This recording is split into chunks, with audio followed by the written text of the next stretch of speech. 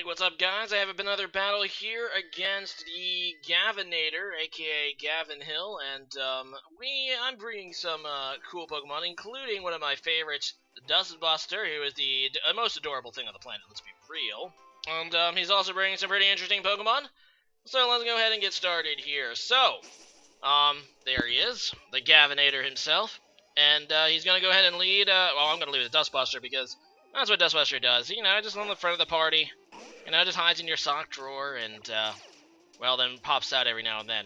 Anyway, so I'm able to frisk his Salt Vest, and now I know a little bit more about this guy, this muck, and I'm just going to go ahead and U-turn, because I don't want my Dustbuster to get dirty. It's just kind of too cute to, you know, get all that muck on it, so, you know, I'm just going to go into Celesteela, who, you know, can take the muck a lot better. As you can see, the Gunk Shot does absolutely nothing to me, as the muck retreats. And he's going to go into Arcanine, which is a pretty good play, obviously, with the fire moves and whatnot, and he's going to get the Intimidate. And I'm just going to go for a Leech Seed, because I kind of figured he'd switch, and even if he didn't, then, you know, Leech Seed is a, you know, pretty good thing to get up on something. And, yeah, I'm going to be able to steal a little bit of health from that Arcanine. So, going to go ahead and switch out, though. Well, actually, no, I go for the Protect first to see what he would do. And he's just going to go over Heat Wave, which is a really weird move to have on an Arcanine. It's a little weaker than Burnout and, you know, Flamethrower even, and, you know, another move, that Flare Blitz. But because he has Heat Wave, I'm thinking it's a special set. I go to Claydol here, and as you can see, he goes for a Sunny Day, which I was not expecting, and that means that this thing carries Solar Beam, and I really, really do not want to take a Solar Beam.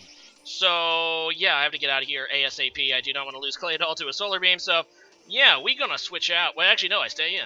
Okay, never mind, I decide to stay in, and for some reason, Claydol is pretty bulky. I think I wanted to set up the Stealth Rocks, and thinking I could take at least one Solar Beam, and I do. So, there you go. Can't remember. But now I don't want to take another one, so I believe I go into Celesteela again now, predicting another Solar Beam. Which kind of a risky play, because he could easily, if he does go for a Heat Wave, that will probably kill my Celesteela in the sun. So, it's a risky play, but it's one that I decided to make, and, yeah, out I go, and I go into Celesteela. And, he does, I believe, ends up going for his Bloom Doom, I guess. Which is, kind of weird. He should have probably went for Bloom Doom last turn, and probably would have actually killed my Claydol, so, yeah. Plus, he didn't really need the sun up to, you know, use Bloom Doom. So he kind of mistimed that, but he's going to get the Bloom Doom up on my Celesteela, which I believe I X4 resist. And, yeah, it's really ain't going to do much, so there's that. Now, now I know what item it has, although I probably could have guessed that after seeing the Solar Beam.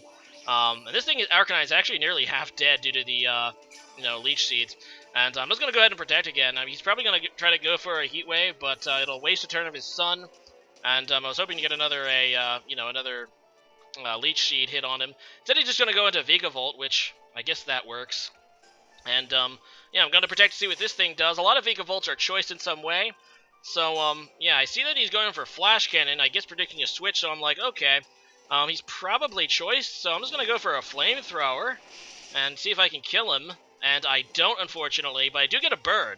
So that thing's dead, but he's going to now switch up to Volt Switch, so it's definitely not choiced, and that caught me a little bit off guard, and unfortunately I did get taken down to the Volt Switch, although he's going to also die to the Life Orb, so my burn is ultimately meaningless.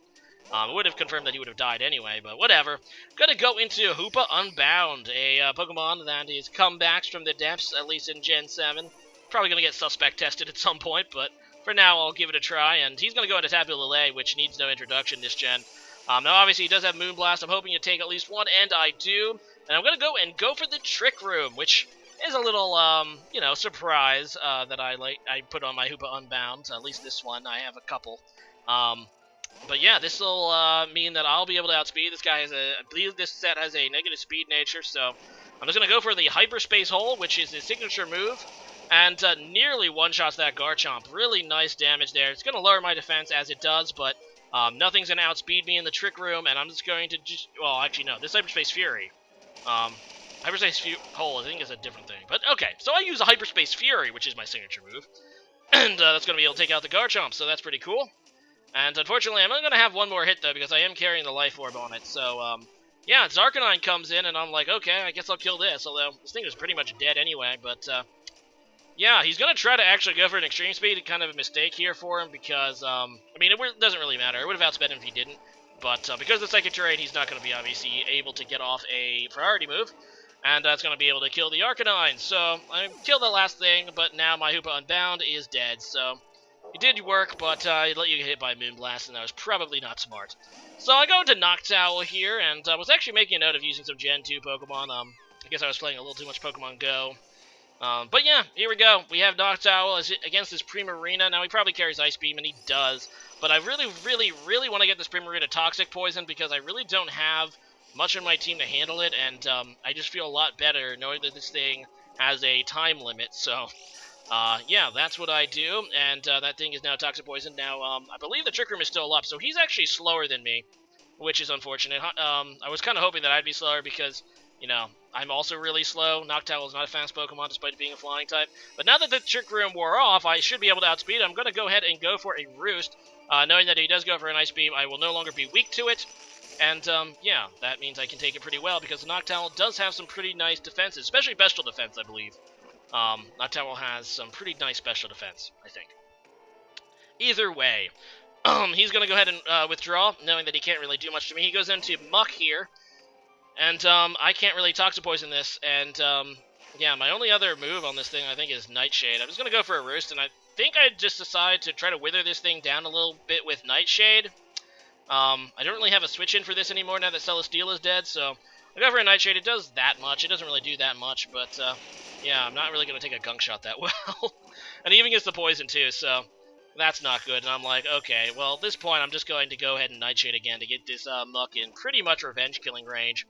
Obviously, with the Assault Vest, it's pretty bulky, but, yeah, after another Nightshade, I should be able to revenge kill it, and, yeah, he's going to kill me with a Gunk Shot now, so probably could have just finished me off with anything and not risk a Gunk Shot miss, but worked out for him, and Noctowl is dead, so them's the breaks, and I go back into the epic cuteness that is Dustbuster. Now, question is, does Dustbuster love me? Because I'm going to go for a return. Come on, Dustbuster. Yeah, that is a Dustbuster that loves me. And that Muck is dead. So that's good, and in comes Tapu Lele again. Now, he's probably Scarfed, so am I. And I think this is actually a Speed Tie? No, maybe not. I don't remember. I probably looked it up at the time. Anyway, he outspeeds me, so I guess he does outspeed me. Whatever, just gonna go for a return. And as you can see, Dustbuster is super epic cute and is able to dodge that Focus Blast. And now that I know that he's locked into that, probably, so my Dustbuster is Scarfed, so he must be Scarfed as well. I decided to go into Decidueye, which is a Ghost type, so yeah, that works out for me. And he's forced to switch out. He goes back into Primarina here, going in on the Water starter against the Grass starter, and yeah, I'm actually decided to go for my Z move. And YouTube, please do not mark this video. I heard that Sinister Arrow Raid works on YouTube, so hopefully this video will go up as planned without any need to edit it. But if I do have, you know, a screen up that's a distortion field or whatever, then you guys know why, because YouTube is being jerks. But I don't think it'll be a problem. But anyway, in comes Tapu Lele again. After my Sinister Arrow Raid, he's gonna go for a Shadow Ball this time. Which is super effective, but Decidueye is bulky enough to live one, and I'm just going to go ahead and finish off the battle with Spirit Shackle, which is the Unzi move version of that thing I just used. And Decidueye is able to wrap it up, so nice game, Trevor, aka the Gavin Hill, and today's question of the day is, what is your favorite signature move in any Pokemon game? So, I'm not going to allow the answer to be, you know, moves that used to be signature. For example, Leaf Blade was a signature of Sceptile in Gen 3, so you can still answer that way. Basically, in any generation, what move is your favorite that was a signature move? As in a move that can only be used by one Pokemon, or rather, evolutionary chain in some cases. As for me, I'd probably have to say, just from their names, Darkrai, Dark Void, and Arceus' Judgment moves are pretty awesome. I also really, really like the name of Doom Desire, because, you know, Doom. As for, you know, playability goes, as of Gen 7, I really do like Ice Hammer. And that's a signature move of Crabomnable,